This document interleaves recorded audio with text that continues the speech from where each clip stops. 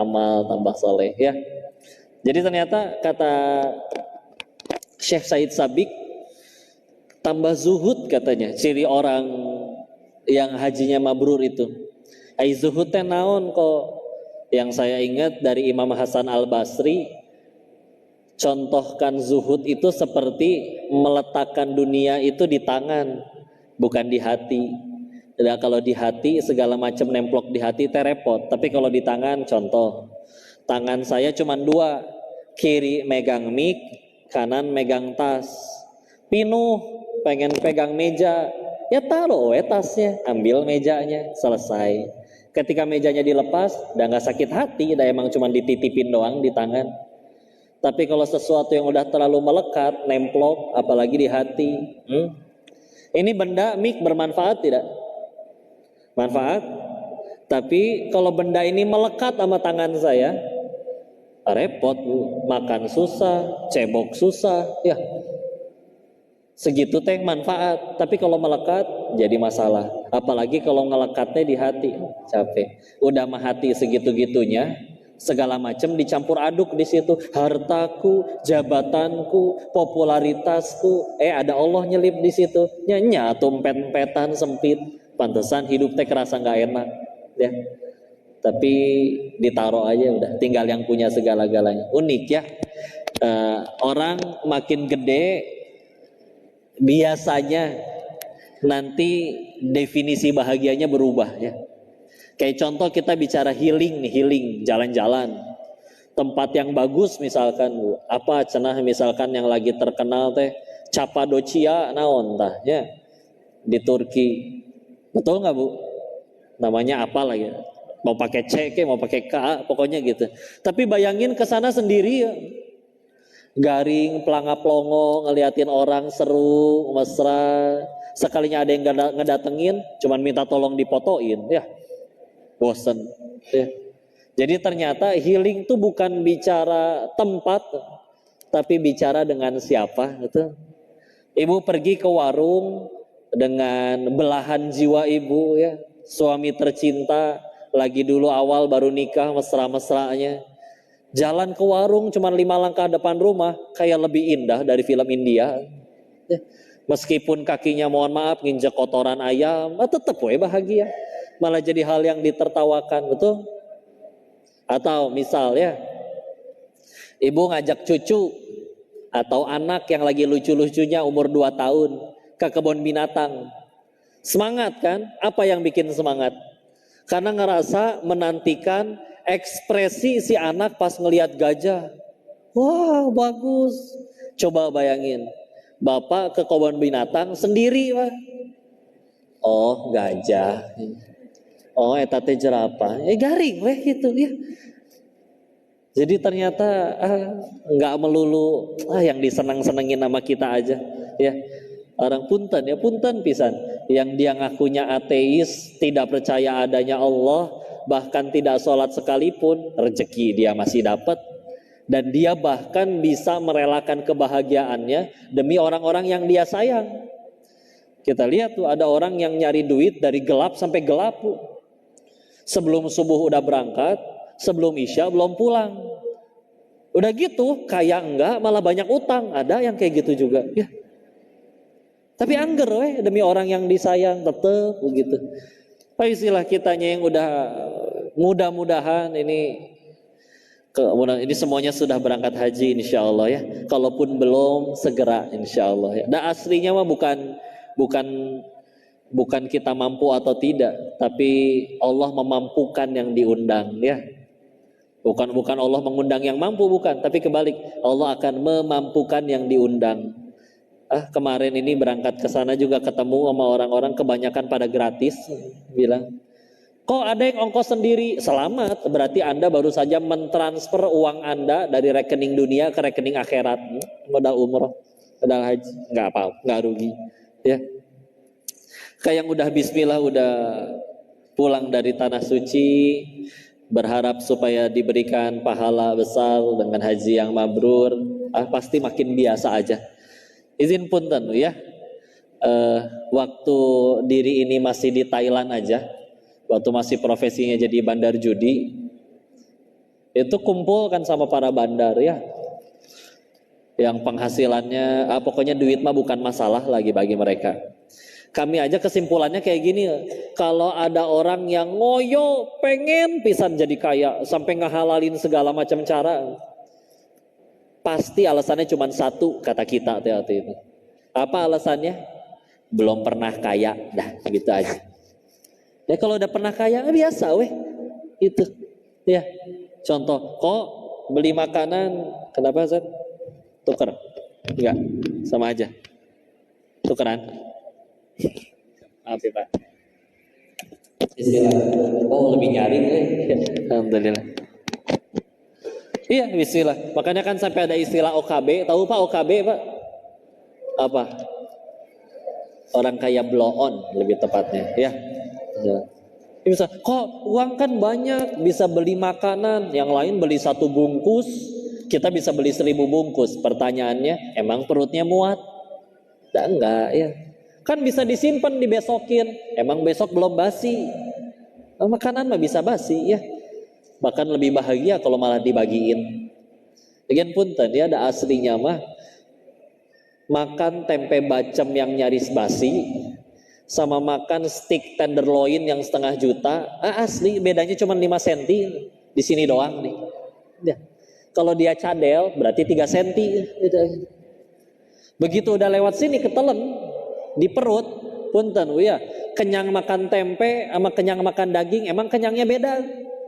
Sama weh gitu. Dan apa yang lebih sama? Sama keluarnya bau. Nggak akan, kok ini kenapa makanan mahal begini? Oh iya nanti keluarnya wangi. Wow asli bau-bau kene.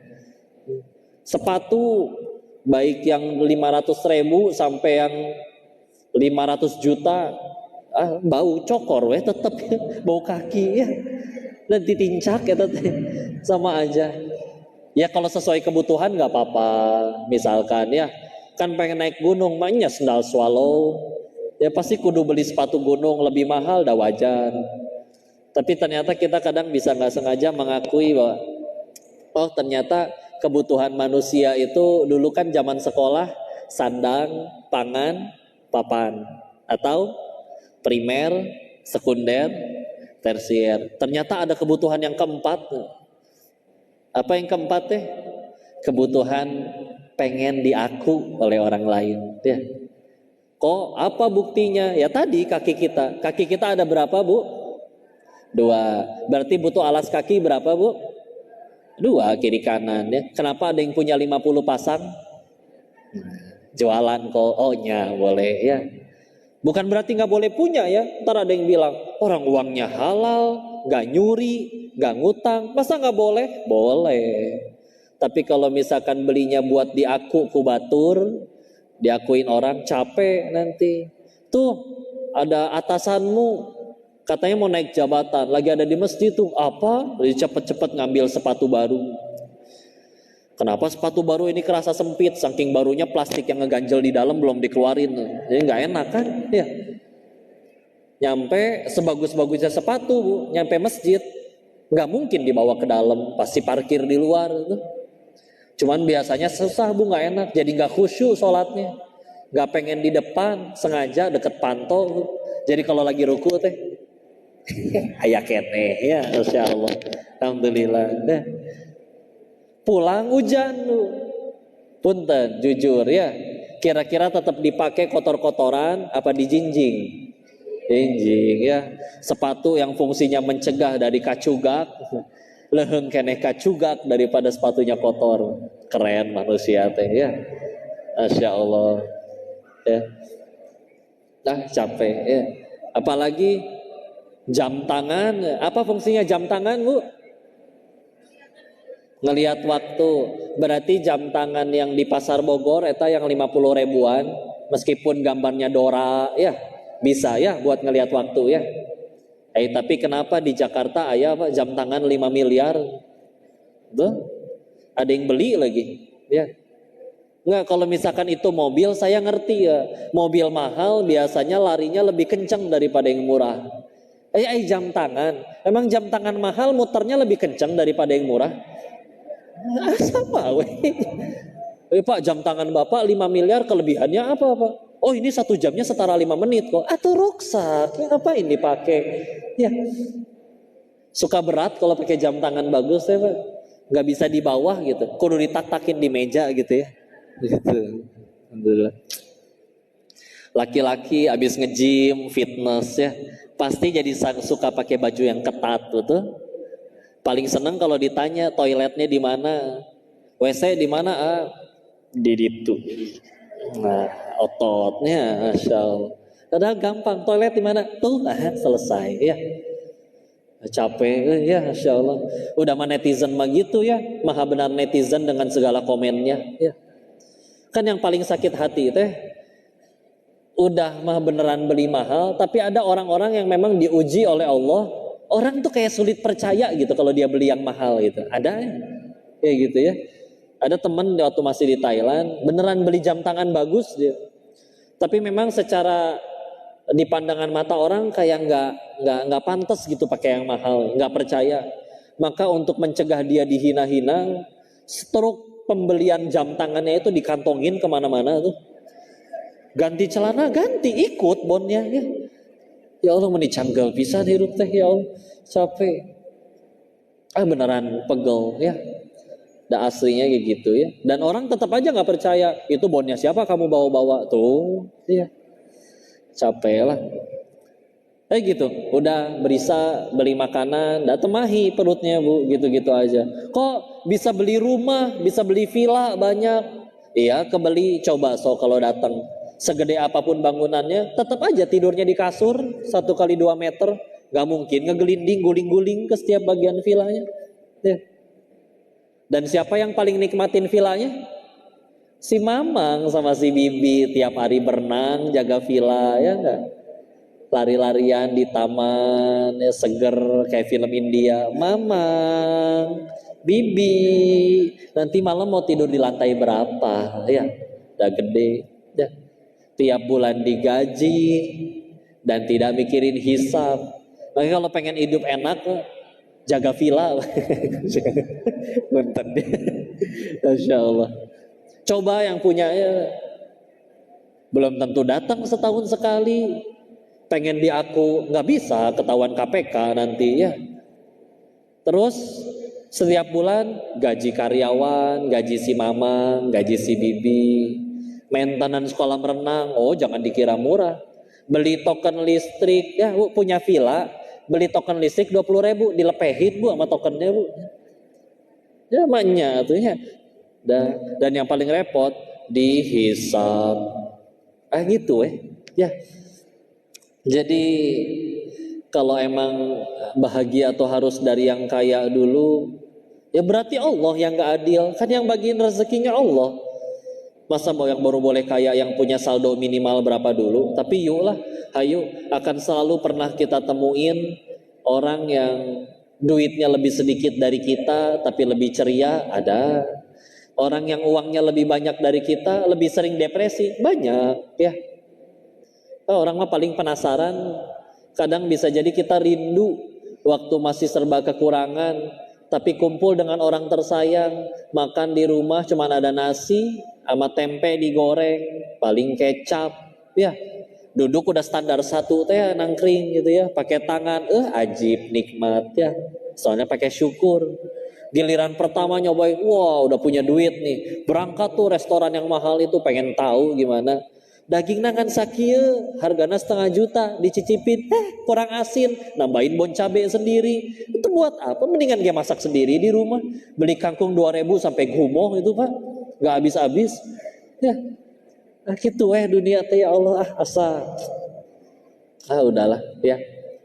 Bukan berarti nggak boleh punya ya, tapi ujian lah ya tamah ya.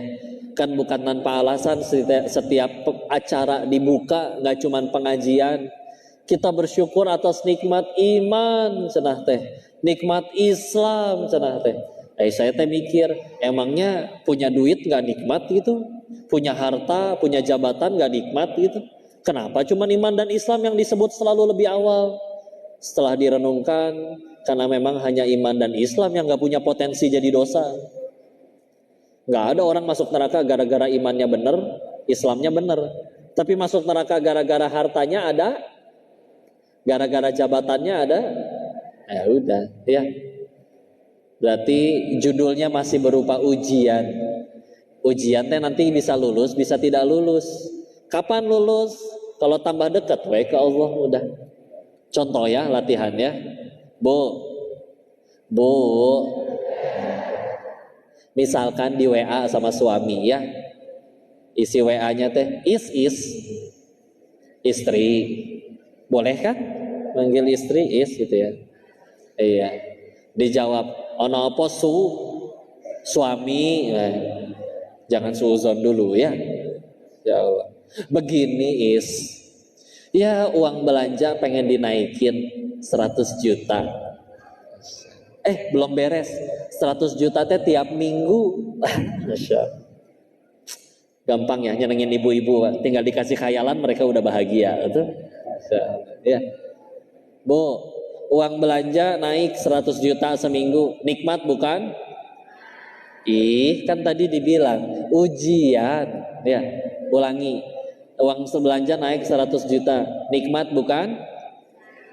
Ujian. Kapan bisa jadi nikmat? Ya kalau jadi jalan tambah dekat sama Allah.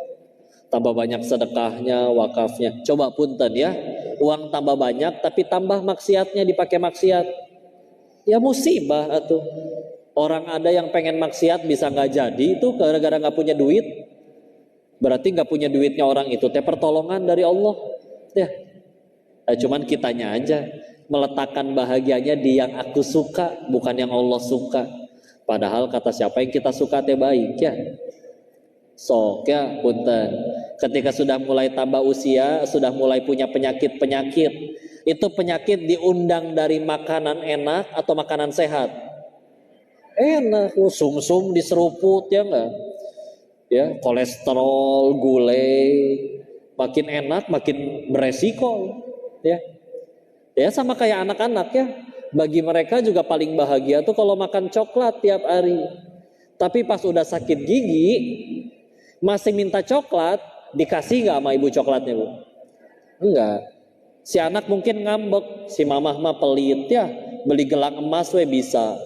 Pokoknya coklat doang nggak dikasih, ya.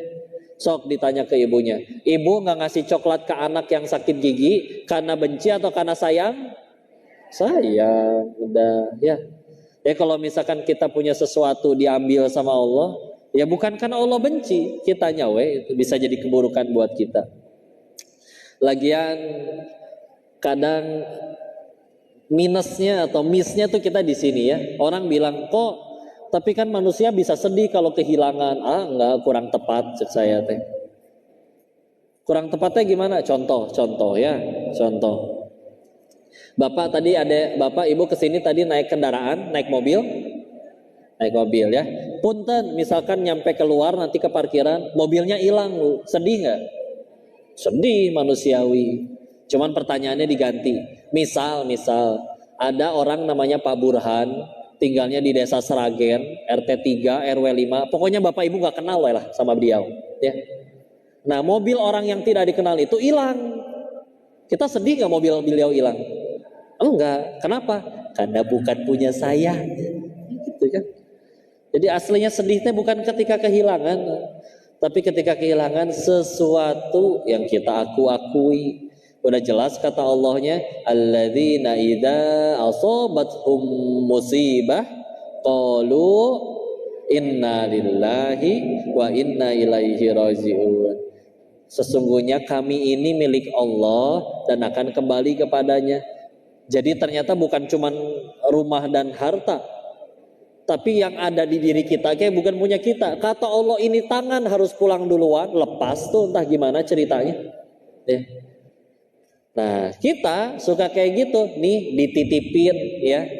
dititipin harta ya, hamba nih harta, nih jabatan, lain-lain. Bukan buat kamu nih, buat ngetes kamu tambah baik atau enggak. Tidak tambah baik, malah jadi agul, malah jadi sombong, malah jadi jalan ke neraka. Ya dicabut. Apa karena Allah benci? Ya enggak, justru karena sayang. Ibarat kita lagi jadi kayak anak-anak, dikasih coklat kebanyakan sakit gigi, diambil coklatnya, kan karena sayang tadi, ya. Karena kitanya nggak lulus, udah gitu doang, ya. Jadi aslinya dititipin, ya samalah kita bisa belajar dari tukang parkir katanya itu. Setiap hari mobilnya ganti dan diambilin orang tiap sore, nggak ngambek. Ya. Atau misalkan, Pak Haji, saya mau ke toilet, nitip handphone boleh? Boleh. Keluar dari toilet, boleh saya ambil handphone saya yang tadi? Boleh. Ngambek nggak handphonenya saya ambil? Ya enggak, deh emang punya kamu, ya. Tapi kadang kita tuh suka kayak gitu ke Allah teh. Hamba nih ya dititipin, giliran diambil, ini punya aku jangan diambil. Tuh pantes stres ya. Gitu dunia ya. Sekarang dianggap jadi sesuatu yang pahit kadang. Saya 10 tahun kemudian disengserikan ya. Ingat dulu punten ya. Salah satu pengalaman unik yang waktu kami dapat waktu di Thailand. Ada adegan kami itu pernah digerebek lah. Ya, saya masuk koran Kamboja gitu, ya. Digerebek. Udah gitu yang digerebek itu ada yang 4 hari lagi mau nikah ya. Sebelum digerebek ada satu orang diutus buat belikan makanan, nanti tolong balik lagi. Gak mau tadinya. Jadi karena biasanya orang ngerebutan gak mau untuk di posisi itu. Tapi dia kalah sweet gitu deh, kalah undian. Jadi dia harus pergi keluar beli makanan. Ya udah dia keluar.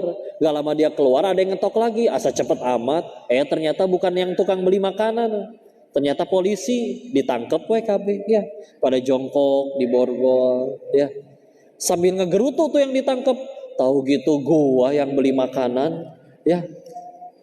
Bisa kabur lolos gitu ya.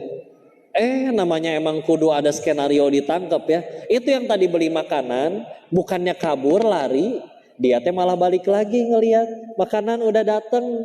Isinya polisi semua. Ya udah ikut mendekam. Waktu itu nggak ada ketawa-ketawanya, mukanya panik semua. Tapi 10 itu kapan ya? 2013 ya. Sekarang 2023, 10 tahun berlalu. Terakhir ketemu dengan mereka sekitar 2019-an ya. Ngobrol cerita tentang itu lagi, keketawaan tuh. Dulu mah panik luar biasa, tapi giliran udah lewat mah enggak, cuman jadi cerita lucu. Ya. Ya udah sama dunia gitu Sekarang ya bak-bak capek begitu udah lewat mah udah gitu aja. Petani aja rela panas-panasan di sawah berbulan-bulan demi panen yang cuma 1 minggu. Masa kita nggak sabar, panas-panasan, capek-capek di dunia, ya paling 60, 70, nggak banyak yang nyampe 80, ya. Demi apa? Demi bahagia yang abadi. Surganya Allah, tenang bismillah. Bismillah, karena ini lembaga pendidikan ya, salah satunya di bawahnya ada YPHB, kurang afdol kalau tidak bahas masalah pendidikannya ya. Karena ini mindsetnya, setiap kali saya tanya ke orang tua, saya tanya, Bu, Pak, nyekolahin anaknya biar apa? Jawaban yang paling umum adalah, biar pinter. Oke, pinter bagus, ya. Tapi punten, ternyata sejauh saya selama ini ngaji, tolong dikoreksi kalau salah ya. Ternyata kata guru-guru saya, yang mereka berpegang dengan tafsir Al-Quran, nanti kita sampaikan dalilnya. Ternyata di dalam Islam itu pinter mah cuman efek samping. Kita tuh nggak pernah kekurangan orang pinter. Ada tuh orang yang terlahir langsung pinter, IQ-nya tinggi tuh ada demi Allah. Ada maling-maling di negeri kita pada pinter. Tolong jangan diperhalus jadi koruptor ya. Maling mah maling, udah. Ya. Saya kayak kemarin kajian di hadapan anak SMA. Ditanya, kalian pacaran nggak? Enggak, kami cuma punya support system. Support system cina. Support system naon kegiatannya, gandengan tangan dan lain maksiat wae deh, jangan diperhalus ya. Maling misalkan ya, maling bodoh pengen nangkep ayam, ayamnya nggak ketangkep, malingnya ketangkep, bodoh soalnya ya. Tapi kalau malingnya pinter, satu malingnya yang kelaparan jutaan orang kan repot ya. Jadi ternyata nggak sekedar pinter ya. Ternyata apa tuh kok pendidikan di dalam Islam teh tujuannya? Punten, Quran surat ke-62 juz 28 ya, 62 Al-Jumu'ah di ayat keduanya. A'udzu billahi minasyaitonir rajim. Bismillahirrahmanirrahim. Huwallazi ba'atsa fil ummiyina rasulan minhum yatlu 'alaihim ayatihi wa yuzakkihim. Nah, eta cenah. Artina kok Allah lah yang menurunkan Rasul di kalangan orang yang ummi, nggak bisa baca tulis, untuk membacakan ayat-ayatnya. Apa tujuannya? Wa yuzakkihim, menyucikan jiwa mereka. Emangnya Nabi ngedatengin orang kafir Quraisy dengan tujuan pengen minterin mereka? Enggak, asli mereka mau udah pada pinter. Orang Quraisy itu adalah suku yang disebut di dalam Al-Quran surat ke-106, surat Quraisy. Apa kata Allah tentang orang Quraisy? Ila fihim rihlatash syita'i was-shayf. Rihlah teh apa, Pak? Jalan-jalan ya. Tapi kalau kita jalan-jalan ngabisin duit. Orang Quraisy jalan-jalan jadi duit. Itu bisnis handal semuanya itu. Jadi udah pada pinter. Terus apakah Nabi, kita didik dengan Islam ya sampai akhirnya meninggalkan peradaban luar biasa dengan niat bikin pinter? Enggak. Tapi menyucikan jiwa. Punten ya, jiwa udah bersih, suci, nyari ilmu sendiri, sibuk jadi manfaat. Kalau sekedar pinter, apalagi nyukur pinternya pakai nilai, kunci kayak bisa dibeli ya. Sekedar udah beres pinter, nih patokannya dari mana? Nilainya ternyata nggak peduli mau jujur atau enggak. Terus tahu-tahu dia pegang amanah di masyarakat, ya. Udah nyuciin jiwa dengan pandangan ya Allah ingin menyucikan, jadi tambah santun, tambah baik. Tadinya gampang ngambek, jadi mudah memaafkan. Gitu, Iya nggak Bu? Sepakat Bu? Bu? Ibu suka nggak dikasih uang 100 juta? Suka, tapi palsu. Ya Allah. Nyadar nggak? Kadang kita juga suka loh sama yang palsu-palsu. Apa contohnya? Nih kayak gini nih, ketemu sebelum acara ketemu, terus ada teman kita berkata, "Ibu, kok setiap hari bertambah muda ya?" Apa menurut Ibu ucapan itu asli? Fitnah malah cenah. Tapi karena kita mah seneng ya, giliran di toilet sendirian ngaca, iya juga ya, gilirannya, Insya Allah. Lagian hati-hatilah, ada udang di balik bakwan, ya. Ibu kok awet muda sih? Umurnya udah berapa sih Bu? Bisa aja. Ibu udah 52 tahu kok. Masa? Kok kayak 51,5 ya? Lumayan setengah tahun. Bisa sholat berapa kali itu? Gitu lah ya. Dipuji gitu Dipuji awet muda, emang umur ibu langsung ngurang? Enggak. Dihina kamu, emang mulut kita langsung mancung? Begitu Malah yang nyebut monyong yang harus majuin bibir, menyeng, hese, ya udah gitu aja. Cacian, pujian, ember jatuh sama aja, ya nggak rugi dah.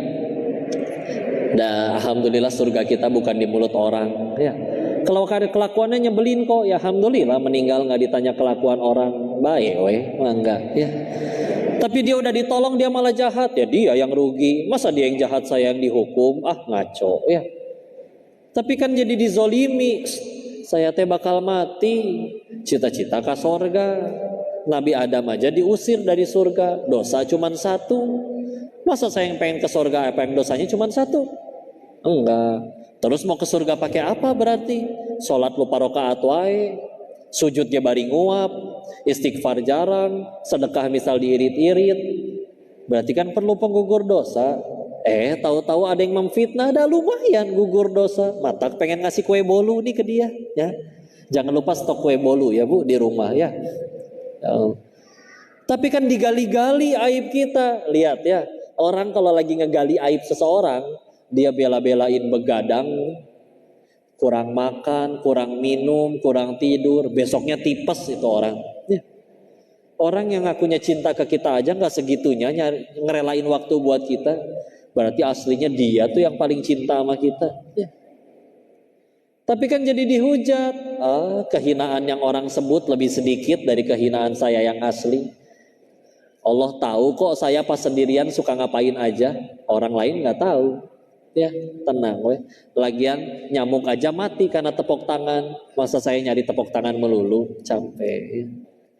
Tapi kan udah ditolong dia jahat. Ya kan berbuat baiknya bukan supaya dia suka, biar Allah suka, weh. Udah. Apa artinya satu dunia cinta tapi Allah benci? Rugi. Ya. Punten. Jadi kita ruginya belah mana kalau berbuat baik teh? Gak ada rugi. Udahlah, biasa aja. Ya. Semoga sebagaimana nasihat dari guru kami, iman itu katanya kayak naik pesawat.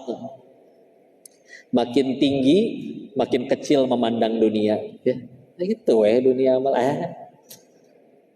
Sampai rumusnya sederhana. Kalau pengen nangkap ayam, jangan dikejar, dah ayam lincah. Ya, taruh aja beras atau makanannya, ayamnya datang, tutup, beres. Ya, tangkap. Kalau pengen nangkap kupu-kupu, jangan diudak, dah dia mah bisa terbang, kita nggak bisa. Terus gimana? Tanam aja bunga yang indah. Nanti datang sendiri kupu-kupunya. Gak cuman kupu-kupu, ada capung, nyamuk DBD, datang semua ya. Bonus ya. Udah tenang ya. Kayak sama kan ngejar bayangan kayak gitu. Diudak dia lari, kita yang lari malah dia yang ngejar kita. Kenapa kita stres melulu? Dah yang dikejar dunianya, bukan pemilik dunianya. Pantes, bener kata Imam Ibnu Taimiyah. Kenapa manusia gampang sedih? Sederhana katanya. Karena dia membaguskan dunianya tapi menghancurkan akhiratnya. Ibarat rumah kita di ujung jalan, buat ke rumah itu kita harus naik jembatan. Ada nggak orang yang dengan sengaja memperindah jembatannya? Karpet empuk, pegangan dari emas, lampu sorot, tanaman hias. Jembatannya indah tapi rumahnya bobrok. Pintu jebol, kaca pecah, tembok retak, atap bolong. Bukankah seindah-indahnya jembatan kita nggak mau tinggal di kolong jembatan? Kenapa sedih? Ya kita teh lagi di jembatan, namanya dunia. Suka tidak suka, mau tidak mau, udah harus pulang teh. Ya. Tapi kenapa sedih? Ya udah tahu bakal ditinggalin, tapi kita hias seindah mungkin. Pantesan sedih karena sedang membangun sesuatu yang akan kita tinggalkan. Ya. Bukan berarti nggak boleh punya ya, tapi dijadikan jalan untuk tambah dekat sama Allah. Begitu, misi tunduh ya, udah dikembalikan dulu kepada Ustadz MC kita. Ustadz, sehat Ustadz? Masya Allah, alhamdulillah. Ya, kita lanjut ke sesi selanjutnya. Apa Bu? Sesi selanjutnya apa Bu? Tanya jawab atau foto-foto? Foto-foto. Masya Allah, barakallahu fikum. Mudah-mudahan ada manfaat yang bisa dipetik. Wabillahi taufiq wal hidayah. Assalamualaikum warahmatullahi wabarakatuh. Bentar ya, diiniin dulu.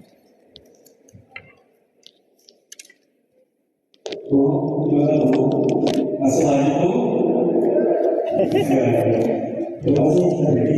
Ya. Kita ketemu lagi selama sekian tahun. Alhamdulillah, bagus lagi terima kasih banyak si dosen-dosen yang luar biasa, sederhana tapi benar. Untuk kita semua, karena yang benar adalah yang ada di tenaga kita semua, tentang dosen-dosen yang benar ada dalam kehidupan kita sehari-hari. Selagi kami ucapkan terima kasih kepada Indonesia yang terdengar langsung dan kita semua. Baik, nanti untuk foto-fotonya ya, setelah teman-teman nanti silakan bisa antri untuk berfoto bersama. Ya siapa yang datang? Mudahan kajiannya udah dari jam 8. Jadwalnya biasanya di IG biasa nama. Ya ini siapa yang nonton Teh Tina Surabaya, ya kemarin dari Surabaya. Waalaikumsalam warahmatullahi wabarakatuh. Teh Yunda di rumah, dia habis ini mau pulang. Asmat Papua, Masya Allah, mudah-mudahan nanti ada jadwal ke sana ya. Bisa Sunda gara-gara tinggal di Bogor, sama nyantren di Bandung. Video call, alhamdulillah. Alhamdulillahirrabbilalamin. Akhir kata kami ucapkan terima kasih. Wabillahi taufiq wal hidayah. Wassalamualaikum warahmatullahi wabarakatuh. Assalamualaikum Banjaran. Waalaikumsalam warahmatullahi wabarakatuh. Alhamdulillah. Kita tutup dulu ya. Subhanakallahumma bihamdik, syada la ilaha illa anta, astaghfiruka wa atubu ilaik. Nanti kita ngajar. Amin. Mohon doanya Pak Haji.